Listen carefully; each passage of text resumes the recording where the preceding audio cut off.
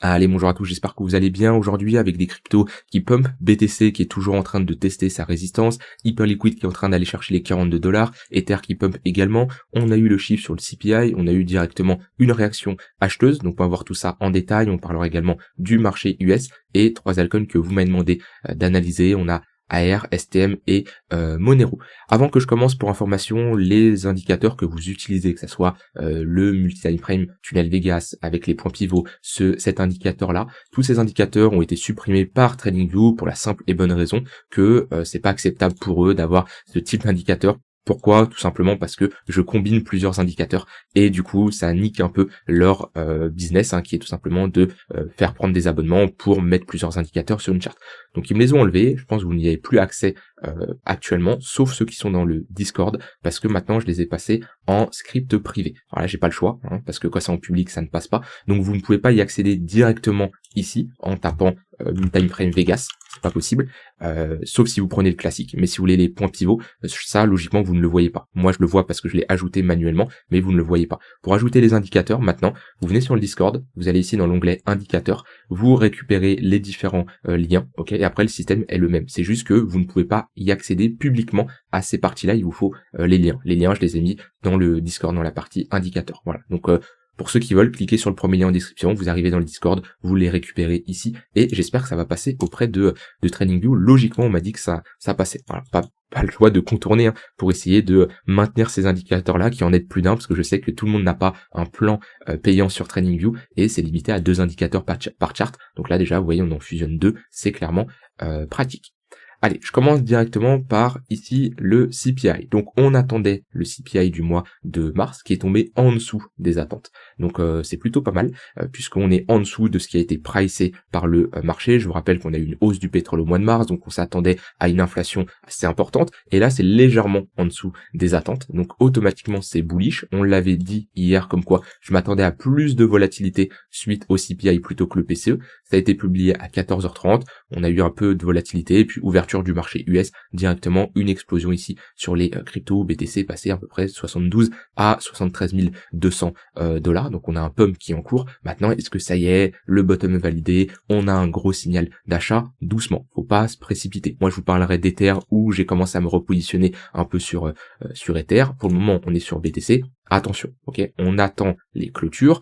Pourquoi? Parce que on est toujours sur ce niveau de résistance et en fonction de la clôture qu'il va avoir, si on commence à clôturer au-dessus des 73 000, au-dessus de ces sommets-là, ça serait pas mal. Si on break ces sommets-là, c'est un ciel plutôt pas mal, confirmation de cassure de ce range et grande chance d'avoir une continuation. Pour le moment, on voit qu'on mèche. On mèche une fois, 2 fois, 3 fois. Et à chaque fois qu'on est venu mêcher, ici, directement réaction vendeuse. Donc pour le moment, on voit, pareil ici, hop, vous voyez, réaction vendeuse. Pour le moment, on est toujours dans une phase où on n'a pas break et on attend la clôture. Faut pas se précipiter, sinon vous risquez de vous faire piéger. Moi de mon côté, des fois ça m'arrive d'être agressif et de rentrer avant la clôture, mais je vous recommande toujours d'attendre la clôture. Ça vous donnera un signal un peu plus intéressant avec des probabilités de réussite plus intéressantes également. Si BTC vraiment break, il y a un trade qui peut se prendre, c'est une entrée au moment de la clôture avec une invalidation sous plus bas, ok, et d'aller chercher du 2-3 pour 1. C'est un trade qui est tout à fait jouable, où l'invalidation elle est quand même assez serrée, et si on a une clôture daily en dessous de cette zone-là, moi je préfère sortir parce qu'on aurait une réintégration à nouveau, et là l'objectif ça sera d'aller chercher l'extrémité opposée. Donc attention à pas se précipiter, attention à pas faire all-in en se disant ça y est, le bull market, ça repart to the moon. Non, toujours de la gestion du risque. Moi j'ai toujours plus de cash que de crypto actuellement, et quand je rentre en position sur du spot, pour le moment je fais pas all-in. Ça va être 2, 3, 5% du cash que j'ai, grand maximum. Je vais pas rentrer à coup de 30, 50% tant que j'ai pas vraiment une vraie confirmation du BTC. Je vous reparlerai juste après sur Ether, j'ai pris, comme j'ai dit, des positions, mais tant que j'ai pas de l'installation, ici, au-dessus des 73 000, je ne veux pas me précipiter. Sinon, je peux tout simplement me faire piéger et prendre un drawdown potentiel si je me positionne n'importe comment. Donc, le seul setup que je verrai s'exécuter sur BTC, c'est une clôture au-dessus des 73 000, une entrée avec une invalidation sous ce plus bas. Parce que si on casse ce plus bas, si on réintègre la value area high ici de ce range, c'est pour aller chercher l'extrémité, comme on a fait à ce niveau-là. Donc pour le moment, on attend, selon moi, sur le BTC, c'est la meilleure des choses à faire. Il n'y a pas de signal de retournement, mais on voit que dans toute cette zone-là, ici, on a quand même des vendeurs qui se manifestent. Hein. À chaque fois, on y va, réaction vendeuse, on y va une deuxième fois, réaction vendeuse, on y va une troisième fois, réaction vendeuse. Donc selon moi, là, la meilleure approche, c'est d'attendre la clôture, de ne pas se précipiter, ok? Parce que là, on est potentiellement sur une phase de distribution. Si on commence à casser ce plus bas, hein, on peut aller chercher ce creux-là, et si on clôture en dessous, c'est direction le bad range. Donc pour le moment, la news, elle est clairement positive. À voir comment le marché réagit. On peut très bien avoir un pump suivi d'un dump. Hein. C'est déjà arrivé plus d'une fois. Bon, on n'est pas repassé en dessous 14h30, c'était ici. On n'est pas passé en dessous, mais ça peut aller très vite. Donc c'est pour ça, attendez vraiment les clôtures sur le BTC. Moi, sur du court terme, je vous avais partagé un trade hier que j'ai clôturé juste avant d'aller dormir. C'était à peu près, je l'ai clôturé par là, 22h, 23h, à peu près dans cette zone-là. Alors je visais bien plus haut et au final, on a été chercher cette zone-là, mais je suis plus à l'aise en allant me coucher avec un trade comme ça. Quand je fais du scalping de l'intraday, je préfère clôturer mes trades, sauf si, en fait, on est dans un contexte où il peut y avoir beaucoup de volatilité avec des annonces comme ça qui arrivent souvent la nuit. Actuellement, je ne préfère pas aller me coucher avec des trades ouverts sur du court terme. Ça m'arrive, hein, ça m'est déjà arrivé de laisser courir des trades, mais là, actuellement, du tout. Donc j'avais clôturé une partie ici, j'ai clôturé une autre partie ici. C'est un très beau trade et je fais une très bonne semaine de trading de mon côté. Aujourd'hui, j'ai pas pris de trade, j'ai pas eu de setup qui s'est exécuté et je surveillais surtout l'annonce de mon côté. Mais voilà, on voit qu'on est revenu chercher à nouveau le tunnel 15 minutes, structure en W, réaction acheteuse à ce niveau-là, et on a été chercher le point pivot daily, 73 100 $. On a eu ici une réaction vendeuse, c'est quand même une bonne réaction vendeuse sur du 15 minutes. Alors ça n'inverse pas la dynamique 4 heures, bien entendu, mais on a quand même une réaction sur du 15 minutes, on le voit. En plus, c'est une réaction vendeuse, c'est une pattern que j'aime bien, qui est tout simplement une mèche haute qui vient chercher les sommets, réaction vendeuse avec ici un ravalement baissier, ici. Donc ça nous montre vraiment que, on bloque des vendeurs, on bloque des acheteurs ici, et en plus on pousse et on bloque tous les acheteurs qui sont rentrés ici avec ce ravalement baissier. Donc là on peut clairement aller liquider plus bas. À surveiller le tunnel 3 minutes qui a fait office de support ici, et si ça ne tient pas, faudra surveiller cette zone avec le point pivot daily et le tunnel 15 minutes vers les 71 700 $. Voilà de ce côté-là sur le BTC, pas grand chose à dire. Pour moi, pas de signal d'achat tant qu'on n'a vraiment pas une installation au-dessus des 73 000 $. Vaut mieux patienter que de se faire piéger. Au niveau d'Ether, alors moi de mon côté, je me suis positionné sur Ether au moment de l'annonce du CPI. C'était un peu mon plan, je me suis dit, ok, déjà, ça fait un moment, je veux me positionner sur Ether à ce niveau-là, au moment de ce break. Ce qui me dérange, c'est un peu le contexte macro, c'est également BTC ce qu'il fait. Ether est un peu en avance, c'est-à-dire que lui, son range, pour moi, il la break. Il est sorti de la value area. Alors, ça dépend si on prend le range en volume ou si on le prend le range d'un point de vue price action. D'un point de vue price action, notre haut range, il est là. Le problème, c'est que ça me donne pas un risk-reward intéressant si je me positionne au niveau de la cassure. Donc, pour le moment, je suis en train de prendre ce range-là de mon côté. Et au moment de l'annonce des résultats, là, je me suis positionné sur du spot. J'engage pas 30% de cash là-dessus. J'ai toujours, actuellement, je dois être sur du 40-60. J'étais à 35-65. Là, je suis sur du 40-60, 40% de crypto, 60% de cash. Bien entendu, je passerai sur du 50-50, voire 55-45 si BTC casse son range à la hausse, ce qui n'est pas le cas actuellement. Donc globalement, là, je rentre en spot sur Ether. Mon plan, c'était hop, et c'est toujours d'actualité, c'est une entrée ici, une invalidation si on repasse globalement en dessous de cette zone-là. Si on casse ce creux-là, on réintègre la value area high, je me barre tout simplement. Et l'objectif, c'est d'aller chercher ici les 2700 $, qui me fait un très bon risk-reward. J'avais pris à peu près le même trade ici, j'avais invalidé qu'on a réintégré. Et ben ici, j'ai le même plan. Et si on réintègre à nouveau, et ben je clôturerai ma position parce que j'estime si on réintègre, c'est pour potentiellement aller chercher un bad range. Et si on retourne chercher le bad range, il y a toujours un risque d'aller plus bas. Donc je préfère me prendre ici un moins 3%. Ici, alors je prends pas un moins 3% sur mon capital, mais je prendrai un moins 3% sur la position que j'ai en cours en spot.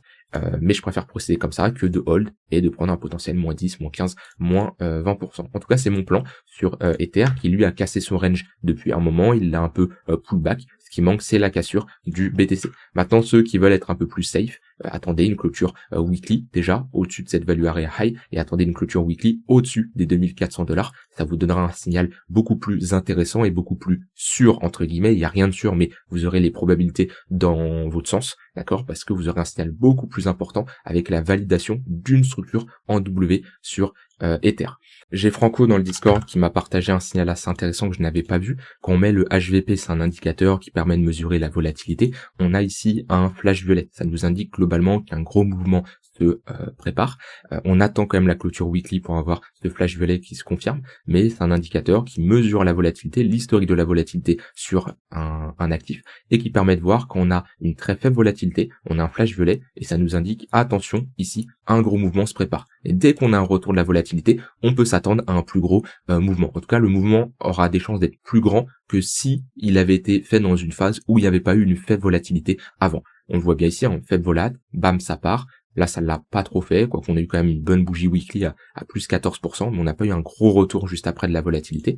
Ici, on a flashé en violet, on le voit bien pareil, dès que on a eu un retour de la volatilité, bam, gros mouvement. Alors ça, je l'utilise en weekly, mais en daily, c'est globalement pareil. Vous voyez, flash violet, gros mouvement, flash violet, là il y a eu un petit retour, c'est pas énorme, la flash violet, bam, c'est fortement parti à la hausse. Et bien sûr, les mouvements sont proportionnels aux unités de temps. Quand vous avez un flash sur du 4 heures, ça va pas être le même mouvement, la même amplitude que sur du 15 minutes, que sur du weekly, daily, etc. Mais en tout cas, je l'avais pas vu, on a ici un début de flash violet, ce qui nous indique faible volatilité. Attention, sur Ether, on peut avoir un gros mouvement qui arrive. On ne sait pas si c'est à la hausse ou à la baisse, mais en tout cas, ça nous indique que on est dans une phase de faible volatilité actuellement, qu'on aura un retour de la volatilité, on peut s'attendre à un plus gros mouvement.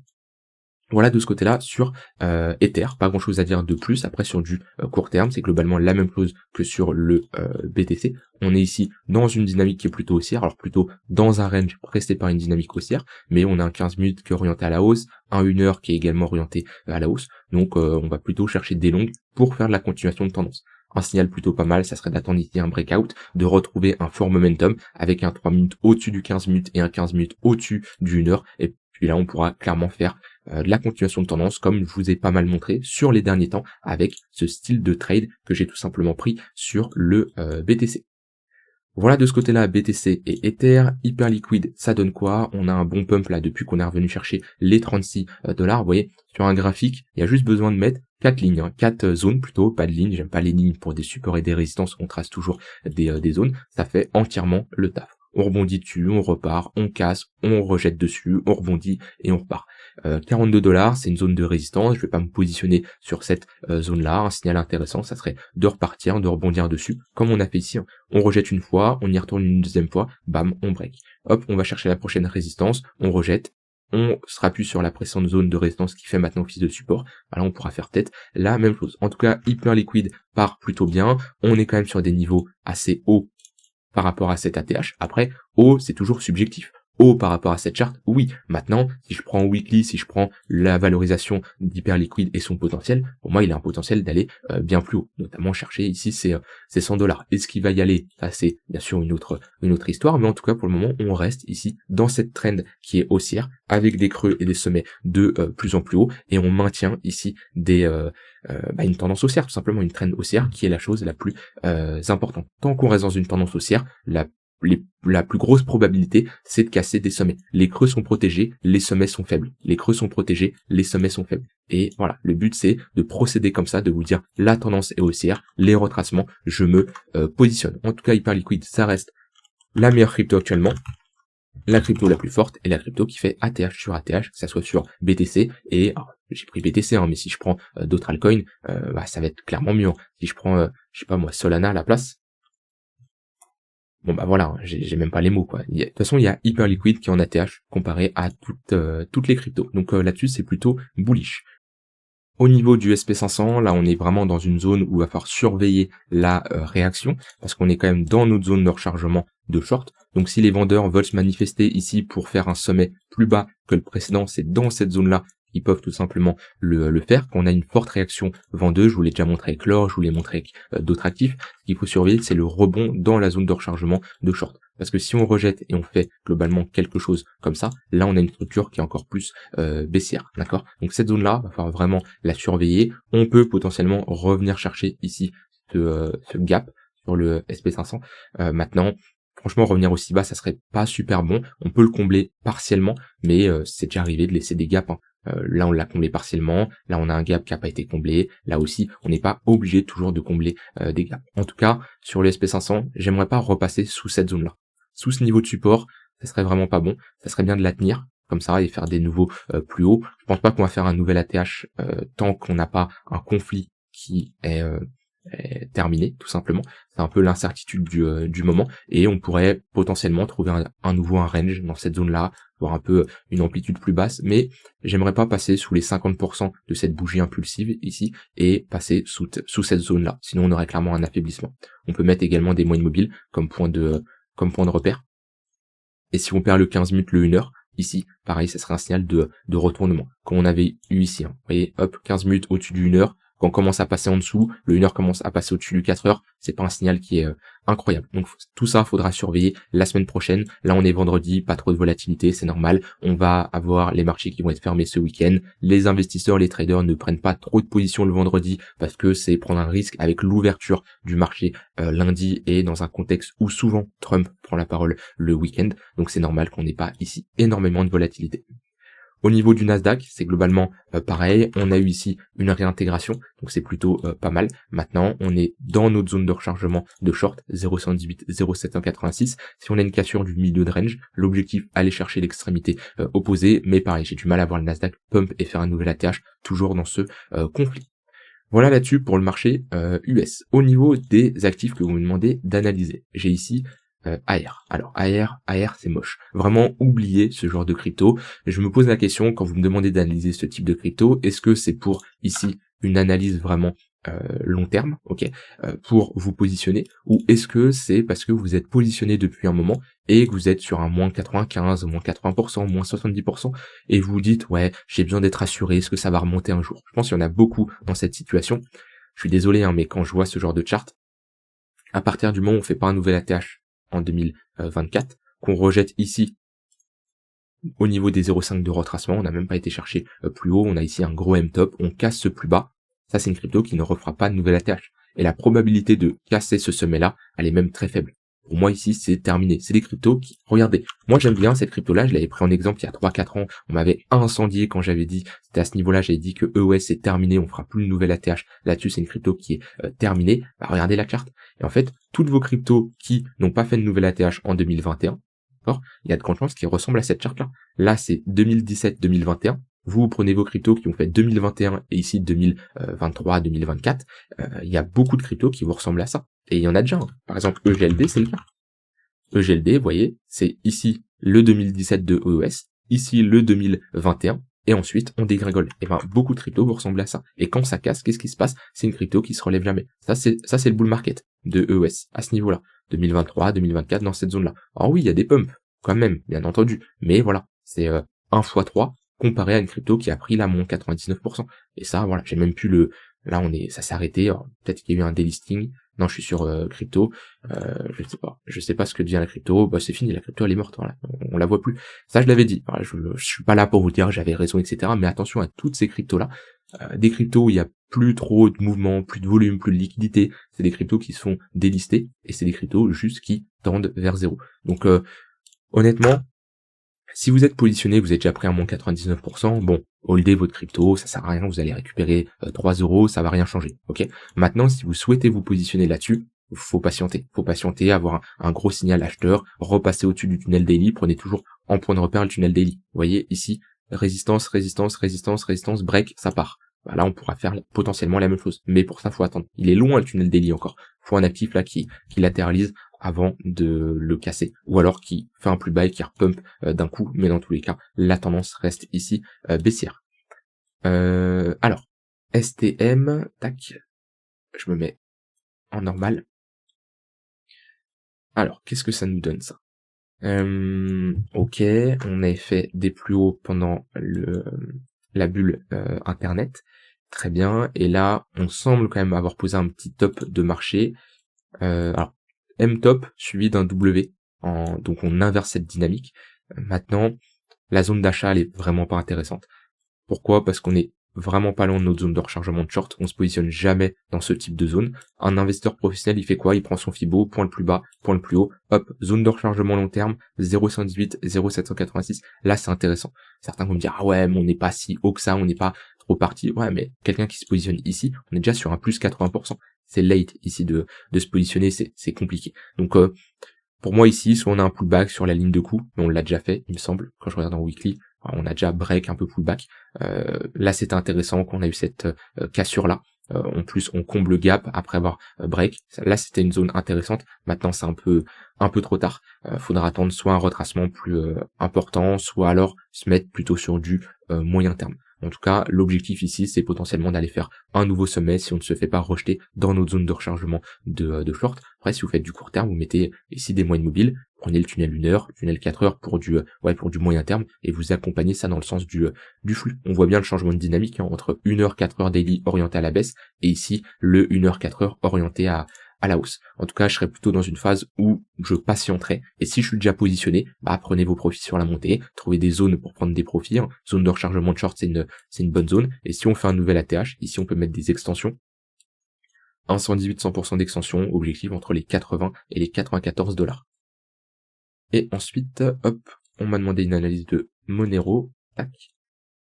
Bon, Monero, d'un point de vue fondage, je pense que c'est une crypto qui existera toujours, même si elle se fait délister d'à peu près partout. C'est pas surprenant. On est sur une crypto privacy, et au vu de la régulation qui est en train de s'accentuer en Europe et même dans le monde, c'est des cryptos qui vont être beaucoup plus compliqués. Ça va être compliqué pour les acheter sur des exchanges centralisés. Mais on peut toujours garder de la demande. Déjà, s'il y a moins de liquidité, on peut avoir plus de volatilité. Ok, comme on a eu ici pendant ce pump. Maintenant, où est-ce qu'on en est? On va tracer un Fibo. Point le plus bas, point le plus haut, hop.